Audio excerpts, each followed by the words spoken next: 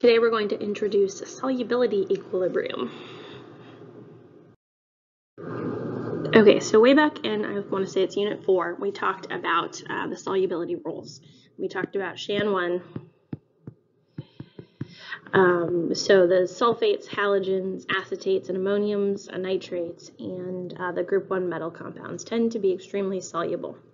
There are a few exceptions for the halogens, lead, mercury, and silver, and a few exceptions for the sulfates, lead, mercury, silver, calcium, strontium, barium. And then anything that was not on that list, it would be considered a solid. It does not significantly dissolve. Now, these are more like solubility guidelines, all right? So even if it's not part of SHAN 1, it's still going to, if it's an ionic compound, it's still going to dissociate, but just a tiny little bit in water. So something like silver chloride, that one pops up a lot. So chlorine is a halogen, but silver is one of those exceptions. So most of it will stay solid even when you put it into water.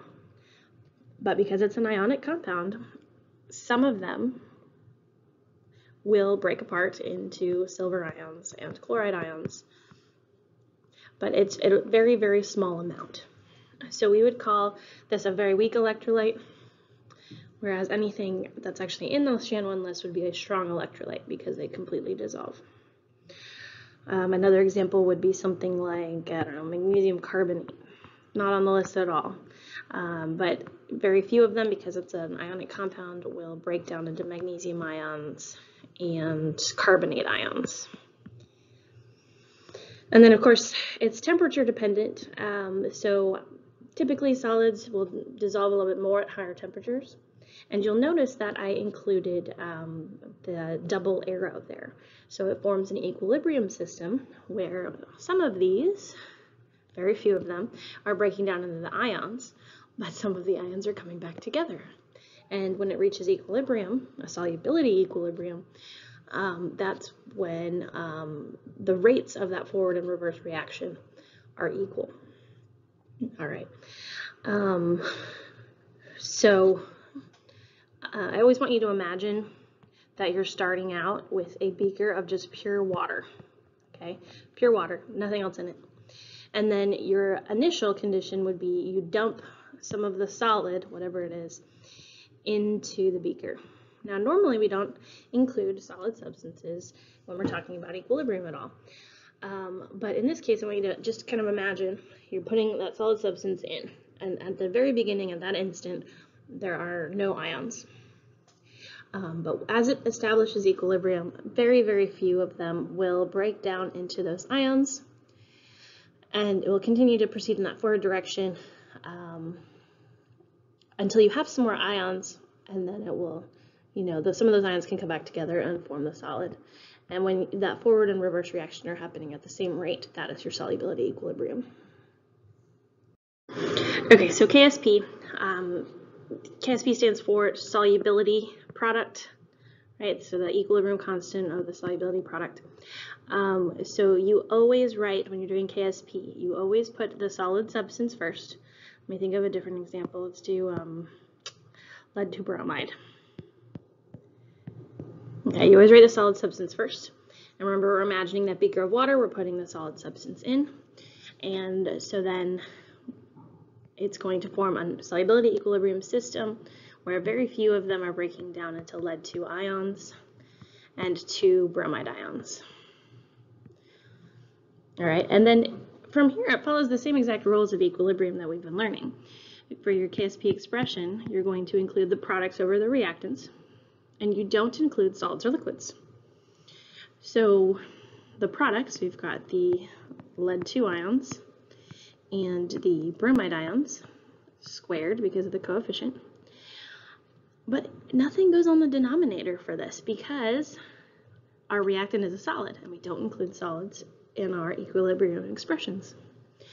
So that's how you write the KSP expression. And it will always be for concentration. You won't be using pressure, so you make sure that's always brackets. And then it's just really dependent on the number of things that break down into ions. Let's do one more really quick. Let's say we have something like Let's do Al2CO3, aluminum carbonate. When it splits down into ions, it forms 2 aluminum ions and 3 carbonate ions. You should include the states. And so when you're writing the KSP expression for that, you'll have the aluminum ions squared times the carbonate ions cubed. And so that's your KSP expression for aluminum carbonate. You always start with the solid, breaking down into the individual ions. Okay, so going along with KSP, we have this concept called molar solubility, and we're going to use the lowercase letter s. And essentially, what it kind of boils down to is it's the molar concentration of ions as compared with 1 mole of the solid product being dissolved. So, if you have, let's use lead chloride, lead 2 chloride, and it breaks down into Pb2 plus ions and 2 chloride ions. So if I have some concentration of chlorine, so let's say I have, I don't know, 5 molar chloride ions, right? Now every time this reaction happens, I use up 2 chloride ions for every 1 of the PbCl2 that's being dissolved. You could even say for every 1 reaction, if that works better. But for every 1 of the PbCl2s, so I'd wind up with, 2.5 molar. But it's not really molar for the PbCl2. So this isn't really like the best stoichiometry example to include, but this here is what we call the molar solubility. Okay. Typically they won't ask you to label that with anything other than just the unit, molarity. So I would say 2.5 molar is the molar solubility.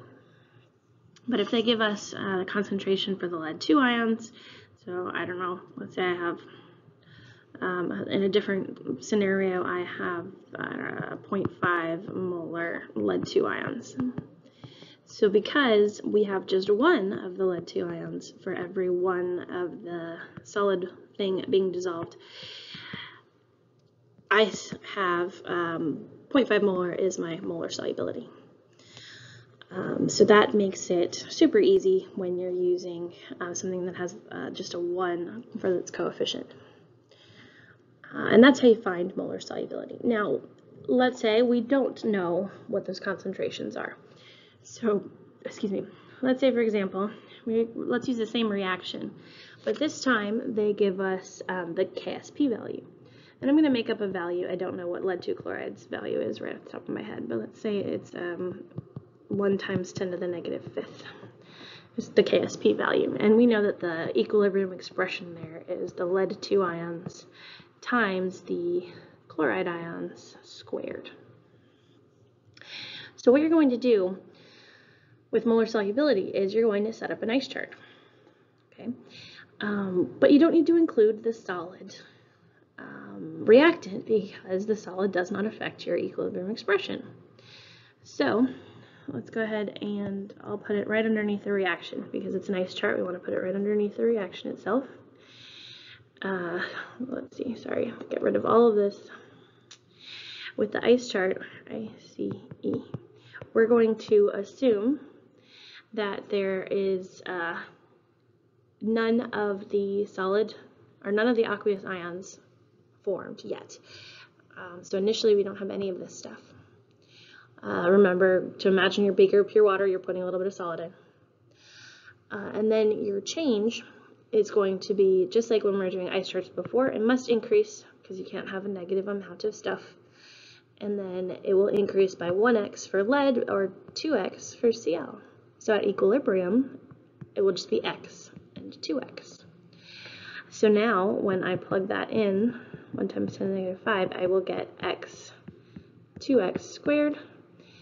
And so if I simplify that down, 1 times 10 to the negative 5th equals, it winds up with simplifying to 4x cubed.